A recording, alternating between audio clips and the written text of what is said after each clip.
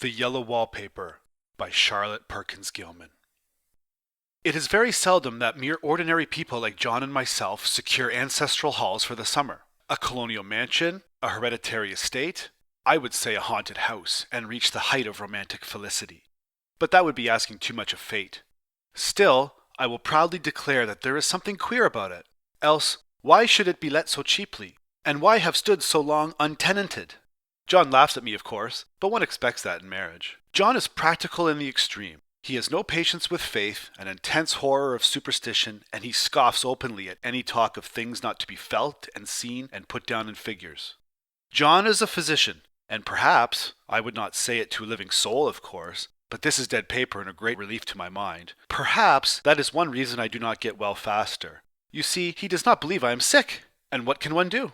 If a physician of high standing and one's own husband assures friends and relatives that there is really nothing the matter with one but temporary nervous depression, a slight hysterical tendency, what is one to do?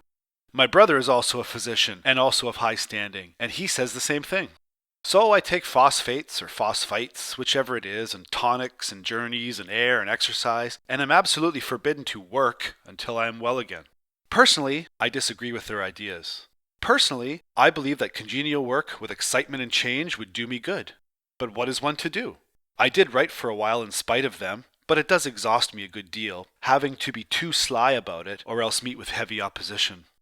I sometimes fancy that in my condition, if I had less opposition and more society and stimulus, but John says the very worst thing I can do is to think about my condition, and I confess it always makes me feel bad. So I will let it alone and talk about the house. The most beautiful place. It is quite alone, standing well back from the road, quite 3 miles from the village. It makes me think of English places that you read about, for there are hedges and walls and gates that lock, and lots of separate little houses for the gardeners and people. There is a delicious garden. I never saw such a garden. Large and shady, full of box-bordered paths, and lined with long grape-covered arbors with seats under them. There were greenhouses too, but they are all broken now. There was some legal trouble, I believe, something about the heirs and co-heirs. Anyhow, the place has been empty for years. That spoils my ghostliness, I'm afraid, but I don't care. There is something strange about the house. I can feel it. I even said so to John one moonlight evening, but he said what I felt was a draught and shut the window. I get unreasonably angry with John sometimes. I'm sure I never used to be so sensitive. I think it is due to this nervous condition. But John says if I feel so, I shall neglect proper self-control. So I take pains to control myself, before him at least, and that makes me very tired. I don't like our room a bit. I wanted one downstairs that opened on the piazza and had roses all over the window and such pretty old-fashioned chintz hangings, but John would not hear of it. He said there was only one window and not room for 2 beds, and no near room for him if he took another. He is very careful and loving and hardly lets me stir without special direction. I have a scheduled prescription for each hour in the day. He takes all care from me, and so I feel basely ungrateful not to value it more.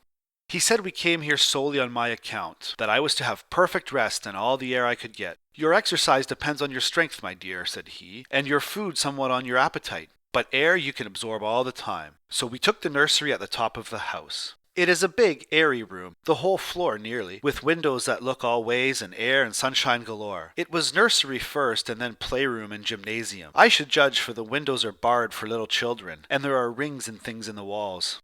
The paint and paper look as if a boys' school had used it. It is stripped off, the paper in great patches all around the head of my bed, about as far as I can reach, and in a great place on the other side of the room low down.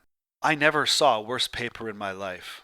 One of those sprawling, flamboyant patterns committing every artistic sin. It is dull enough to confuse the eye in following, pronounced enough to constantly irritate and provoke study, and when you follow the lame, uncertain curves for a little distance, they suddenly commit suicide, plunge off at outrageous angles, destroy themselves in unheard-of contradictions. The color is repellent, almost revolting, a smoldering, unclean yellow, strangely faded by the slow-turning sunlight. It is a dull yet lurid orange in some places, a sickly sulphur tint in others. No wonder the children hated it. I should hate it myself if I had to live in this room long. There comes John, and I must put this away. He hates to have me write a word. We have been here 2 weeks, and I haven't felt like writing before, since that first day. I am sitting by the window now, up in this atrocious nursery, and there is nothing to hinder my writing as much as I please, save lack of strength. John is away all day, and even some nights when his cases are serious. I am glad my case is not serious. But these nervous troubles are dreadfully depressing. John does not know how much I really suffer. He knows there is no reason to suffer, and that satisfies him. Of course, it is only nervousness. It does weigh on me so not to do my duty in any way. I meant to be such a help to John, such a real rest and comfort, and here I am a comparative burden already. Nobody would believe what an effort it is to do what little I am able, to dress and entertain and order things. It is fortunate Mary is so good with the baby, such a dear baby. And yet I cannot be with him. It makes me so nervous. I suppose John never was nervous in his life. He laughs at me so about this wallpaper. At first he meant to repaper the room, but afterwards he said that I was letting it get the better of me, and that nothing was worse for a nervous patient than to give way to such fancies. He said that after the wallpaper was changed it would be the heavy bedstead, and then the barred windows, and then that gate at the head of the stairs, and so on. You know the place is doing you good, he said, and really, dear, I don't care to renovate the house just for a 3 months' rental. Then do let us go downstairs, I said. There are such pretty rooms there. Then he took me in his arms and called me a blessed little goose and said he would go down to the cellar if I wished, and have it whitewashed into the bargain. But he is right enough about the beds and windows and things. It is an airy and comfortable room as any one need wish, and, of course, I would not be so silly as to make him uncomfortable just for a whim. I'm really getting quite fond of the big room, all but that horrid paper. Out of one window I can see the garden, those mysterious deep-shaded arbors, the riotous old-fashioned flowers, and bushes and gnarly trees. Out of another I get a lovely view of the bay, and a little private wharf belonging to the estate. There is a beautiful shaded lane that runs down there from the house. I always fancy I see people walking in these numerous paths and arbors, but John has cautioned me not to give way to fancy in the least. He says that with my imaginative power and habit of story-making, a nervous weakness like mine is sure to lead to all manner of excited fancies, and that I ought to use my will and good sense to check the tendency, so I try. I think sometimes that if I were only well enough to write a little, it would relieve the press of ideas and rest me. But I find I get pretty tired when I try. It is so discouraging not to have any advice and companionship about my work. When I get really well, John says we will ask Cousin Henry and Julia down for a long visit. But he says he would as soon put fireworks in my pillowcase as to let me have those stimulating people about now. I wish I could get well faster, but I must not think about that. This paper looks to me as if it knew what a vicious influence it had. There is a recurrent spot where the pattern lolls like a broken neck and 2 bulbous eyes stare at you upside down. I get positively angry with the impertinence of it and the everlastingness. Up and down and sideways they crawl, and those absurd, unblinking eyes are everywhere. There is one place where 2 breadths didn't match, and the eyes go all up and down the line, one a little higher than the other. I never saw so much expression in an inanimate thing before, and we all know how much expression they have. I used to lie awake as a child and get more entertainment and terror out of blank walls and plain furniture than most children could find in a toy store. I remember what a kindly wink the knobs of our big old bureau used to have, and there was one chair that always seemed like a strong friend. I used to feel that if any of the other things looked too fierce, I could always hop into that chair and be safe. The furniture in this room is no worse than inharmonious, however, for we had to bring it all from downstairs. I suppose when this was used as a playroom, they had to take the nursery things out, and no wonder. I never saw such ravages as the children have made here. The wallpaper, as I said before, is torn off in spots, and it sticketh closer than a brother. They must have had perseverance as well as hatred. Then the floor is scratched and gouged and splintered. The plaster itself is dug out here and there, and this great heavy bed, which is all we found in the room, looks as if it had been through the wars. But I don't mind it a bit, only the paper. There comes John's sister, such a dear girl as she is, and so careful of me, I must not let her find me writing. She is a perfect and enthusiastic housekeeper, and hopes for no better profession. I verily believe she thinks it is the writing which made me sick. But I can write when she is out, and see her a long way off from these windows. There is one that commands the road, a lovely shaded winding road, and one that just looks off over the country. A lovely country, too, full of great elms and velvet meadows. This wallpaper has a kind of sub-pattern in a different shade, a particularly irritating one, for you can only see it in certain lights, and not clearly then. But in the places where it isn't faded, and where the sun is just so, I can see a strange, provoking, formless sort of figure that seems to skulk about behind that silly and conspicuous front design. There's Sister on the stairs. Well, the 4th of July is over. The people are all gone, and I am tired out. John thought it might do me good to see a little company, so we just had Mother and Nellie and the children down for a week. Of course, I didn't do a thing. Jenny sees to everything now. But it tired me all the same. John says if I don't pick up faster, he shall send me to Weir Mitchell in the fall. but I don't want to go there at all. I had a friend who was in his hands once, and she says he is just like John and my brother, only more so. Besides, it is such an undertaking to go so far. I don't feel as if it was worthwhile to turn my hand over for anything, and I'm getting dreadfully fretful and querulous. I cry at nothing and cry most of the time. Of course, I don't when John is here, or anybody else, but when I am alone. And I am alone a good deal just now. John is kept in town very often by serious cases, and Jenny is good and lets me alone when I want her to. So I walk a little in the garden or down that lovely lane, sit on the porch under the roses, and lie down up here a good deal. I'm getting really fond of the room in spite of the wallpaper. Perhaps because of the wallpaper. It dwells in my mind so. I lie here on this great immovable bed, it is nailed down, I believe, and follow that pattern about by the hour. It is as good as gymnastics, I assure you. I start, we'll say, at the bottom, down in the corner over there where it has not been touched, and I determine for the 1000th time that I will follow that pointless pattern to some sort of a conclusion. I know a little of the principle of design, and I know this thing was not arranged on any laws of radiation or alternation or repetition or symmetry or anything else that I ever heard of. It is repeated, of course, by the breadths, but not otherwise. Looked at in one way, each breadth stands alone. The bloated curves and flourishes, a kind of debased Romanesque, with delirium tremens, go waddling up and down in isolated columns of fatuity.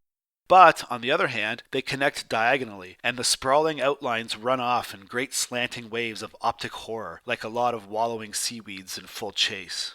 The whole thing goes horizontally, too, at least it seems so, and I exhaust myself in trying to distinguish the order of its going in that direction.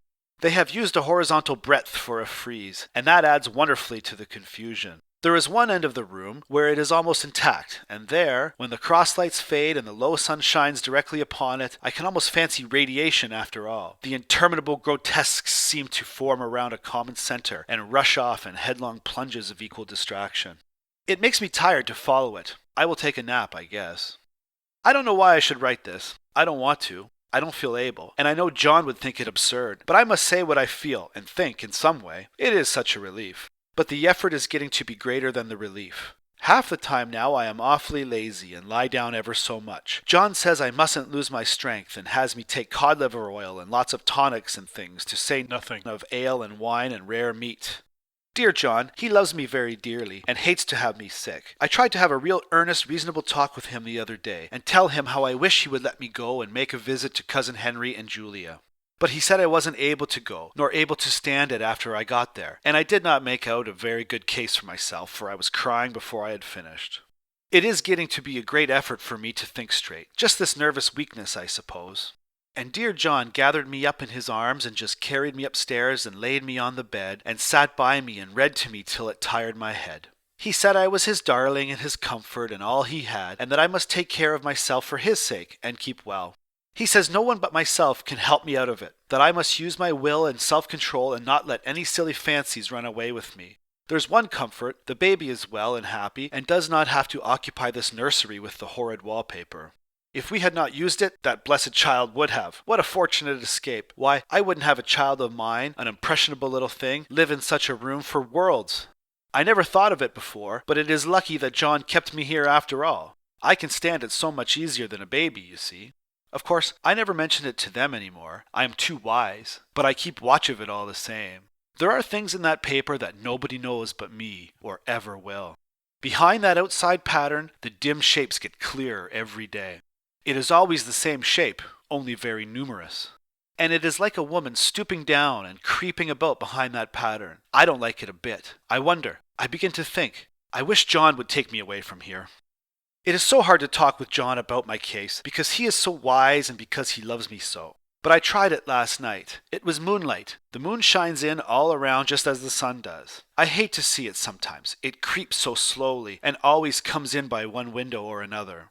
John was asleep and I hated to waken him, so I kept still and watched the moonlight on that undulating wallpaper till I felt creepy. The faint figure behind seemed to shake the pattern, just as if she wanted to get out.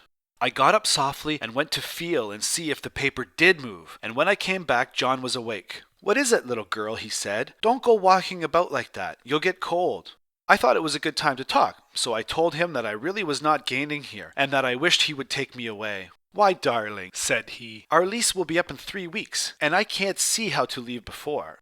The repairs are not done at home, and I cannot possibly leave town just now. Of course, if you were in any danger, I could and would, but you really are better, dear, whether you can see it or not. I am a doctor, dear, and I know. You are gaining flesh and color, your appetite is better. I feel really much easier about you. I don't weigh a bit more, said I, nor as much, and my appetite may be better in the evening when you are here, but it is worse in the morning when you are away.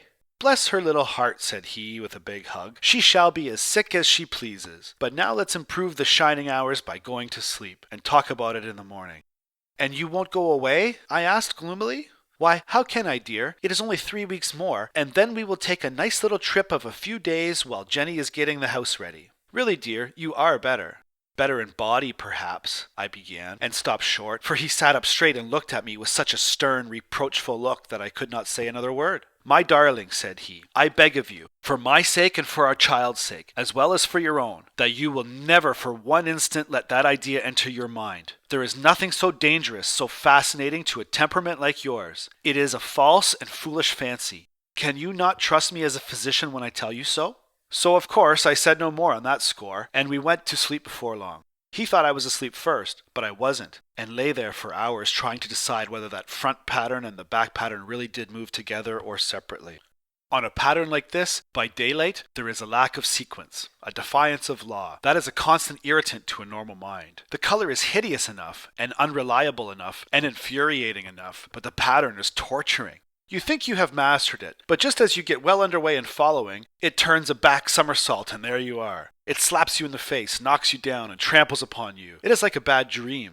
The outside pattern is a florid arabesque reminding one of a fungus. If you can imagine a toadstool in joints, an interminable string of toadstools, budding and sprouting in endless convolutions, why, that is something like it. That is, sometimes. There is one marked peculiarity about this paper, a thing nobody seems to notice but myself, and that is that it changes as the light changes. When the sun shoots in through the east window, I always watch for that first long, straight ray. It changes so quickly that I never can quite believe it.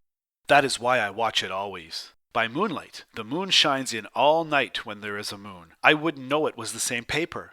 At night, in any kind of light, in twilight, candlelight, lamplight, and worst of all by moonlight, it becomes bars. The outside pattern, I mean, and the woman behind it is as plain as can be. I didn't realize for a long time what the thing was that showed behind, that dim sub-pattern, but now I'm quite sure it is a woman. By daylight she is subdued, quiet. I fancy it is the pattern that keeps her so still. It is so puzzling. It keeps me quiet by the hour. I lie down ever so much now. John says it is good for me, and to sleep all I can. Indeed, he started the habit by making me lie down for an hour after each meal. It is a very bad habit, I am convinced, for you see, I don't sleep. And that cultivates deceit, for I don't tell them I'm awake. Oh no. The fact is I am getting a little afraid of John. He seems very queer sometimes, and even Jenny has an inexplicable look. It strikes me occasionally, just as a scientific hypothesis, that perhaps it is the paper. I have watched John when he did not know I was looking, and come into the room suddenly on the most innocent excuses, and I've caught him several times looking at the paper. And Jenny too. I caught Jenny with her hand on it once. She didn't know I was in the room, and when I asked her in a very quiet voice, with the most restrained manner possible, what she was doing with the paper, she turned around as if she had been caught stealing, and looked quite angry. Asked me why I should frighten her so. Then she said that the paper stained everything it touched, that she had found yellow smooches on all my clothes and John's, and she wished we would be more careful. Did not that sound innocent? But I know she was studying that pattern, and I am determined that nobody shall find it out but myself. Life is very much more exciting now than it used to be. You see, I have something more to expect, to look forward to watch. I really do eat better, and am more quiet than I was. John is so pleased to see me improve. He laughed a little the other day and said I seemed to be flourishing in spite of my wallpaper. I turned it off with a laugh. I had no intention of telling him it was because of the wallpaper. He would make fun of me. He might even want to take me away. I don't want to leave now until I have found it out. There is a week more, and I think that will be enough. I'm feeling ever so much better. I don't sleep much at night, for it is so interesting to watch developments, but I sleep a good deal in the daytime. In the daytime it is tiresome and perplexing. There are always new shoots on the fungus, and new shades of yellow all over it. I cannot keep count of them, though I have tried conscientiously. It is the strangest yellow, that wallpaper. It makes me think of all the yellow things I ever saw. Not beautiful ones like buttercups, but old foul, bad yellow things. But there is something else about that paper. The smell. I noticed it the moment we came into the room, but with so much air and sun it was not bad. Now we have had a week of fog and rain, and whether the windows are open or not, the smell is here. It creeps all over the house. I find it hovering in the dining room, skulking in the parlor, hiding in the hall, lying in wait for me on the stairs. It gets into my hair.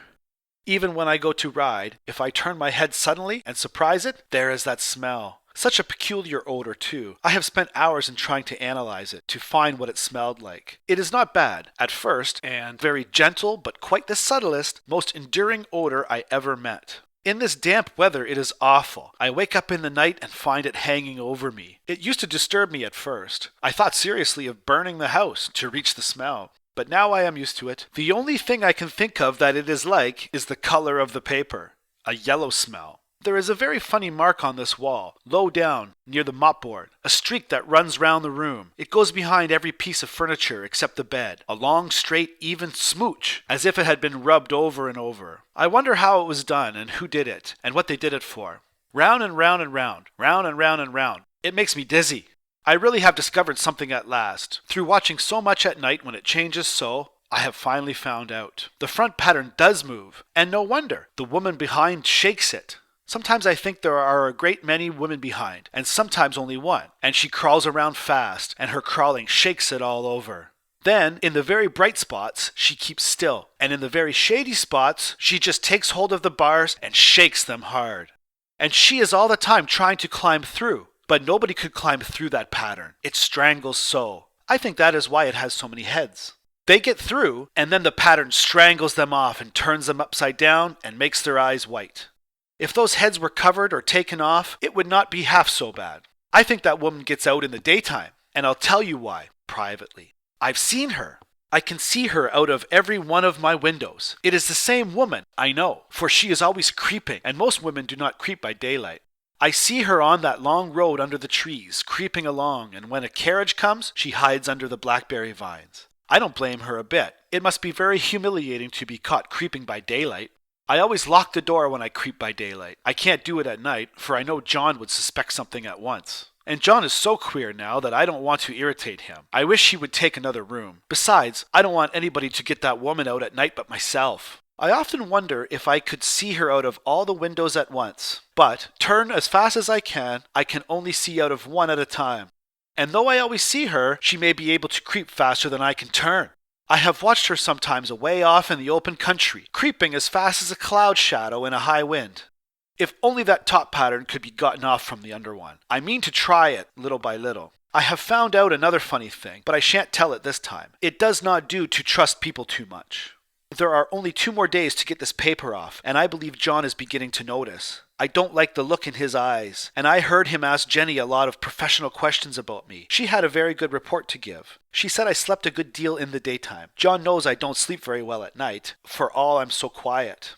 He asked me all sorts of questions too, and pretended to be very loving and kind, as if I couldn't see through him. Still, I don't wonder he acts so, sleeping under this paper for 3 months. It only interests me, but I feel sure John and Jenny are secretly affected by it. Hurrah! This is the last day, but it is enough. John to stay in town overnight and won't be out until this evening. Jenny wanted to sleep with me, the sly thing, but I told her I should undoubtedly rest better for a night all alone. That was clever, for really I wasn't alone a bit. As soon as it was moonlight and that poor thing began to crawl and shake the pattern, I got up and ran to help her. I pulled and she shook. I shook and she pulled. And before morning we had peeled off yards of that paper. A strip about as high as my head and half around the room. And then when the sun came and that awful pattern began to laugh at me, I declared I would finish it today. We go away tomorrow, and they are moving all my furniture down again to leave things as they were before. Jenny looked at the wall in amazement, but I told her merrily that I did it out of pure spite at the vicious thing. She laughed and said she wouldn't mind doing it herself, but I must not get tired. How she betrayed herself that time. But I am here, and no person touches this paper but me, not alive. She tried to get me out of the room. It was too patent. But I said it was so quiet and empty and clean now that I believed I would lie down again and sleep all I could, and not to wake me even for dinner. I would call when I woke. So now she is gone, and the servants are gone, and the things are gone, and there is nothing left but that great bedstead nailed down with the canvas mattress we found on it. We shall sleep downstairs tonight and take the boat home tomorrow. I quite enjoy the room, now it is bare again. How those children did tear about here. This bedstead is fairly gnawed, but I must get to work. I have locked the door and thrown the key down into the front path. I don't want to go out, and I don't want to have anybody come in till John comes. I want to astonish him. I've got a rope up here that even Jenny did not find. If that woman does get out and tries to get away, I can tie her. But I forgot I could not reach far without anything to stand on. This bed will not move. I tried to lift and push it until I was lame, and then I got so angry I bit off a little piece at one corner, but it hurt my teeth. Then I peeled off all the paper I could reach, standing on the floor. It sticks horribly and the pattern just enjoys it. All those strangled heads and bulbous eyes and waddling fungus growths just shriek with derision. I am getting angry enough to do something desperate. To jump out of the window would be admirable exercise, but the bars are too strong even to try. Besides, I wouldn't do it. Of course not. I know well enough that a step like that is improper and might be misconstrued. I don't like to look out of the windows even. There are so many of those creeping women, and they creep so fast. I wonder if they all come out of that wallpaper as I did. But I am securely fastened now by my well-hidden rope. You don't get me out on the road there. I suppose I shall have to get back behind the pattern when it comes night, and that is hard. It is so pleasant to be out in this great room and creep around as I please. I don't want to go outside. I won't, even if Jenny asks me to. For outside, you have to creep on the ground, and everything is green instead of yellow. But here I can creep smoothly on the floor, and my shoulder just fits in that long smooch around the wall, so I cannot lose my way. Why, there's John at the door. It is no use, young man. You can't open it. How he does call and pound. Now he's crying for an axe. It would be a shame to break down that beautiful door. John, dear, said I in the gentlest voice, the key is down by the front steps, under a plantain leaf. That silenced him for a few moments. Then he said very quietly indeed, Open the door, my darling. I can't, said I. The key is down by the front door, under a plantain leaf. And then I said it again several times, very gently and slowly, and said it so often that he had to go and see. And he got it, of course, and came in. He stopped short by the door. What is the matter? He cried. For God's sake, what are you doing? I kept on creeping just the same, but I looked at him over my shoulder. I've got out at last, said I, in spite of you and Jane, and I've pulled off most of the paper, so you can't put me back. Now why should that man have fainted? But he did, and right across my path by the wall, so that I had to creep over him every time.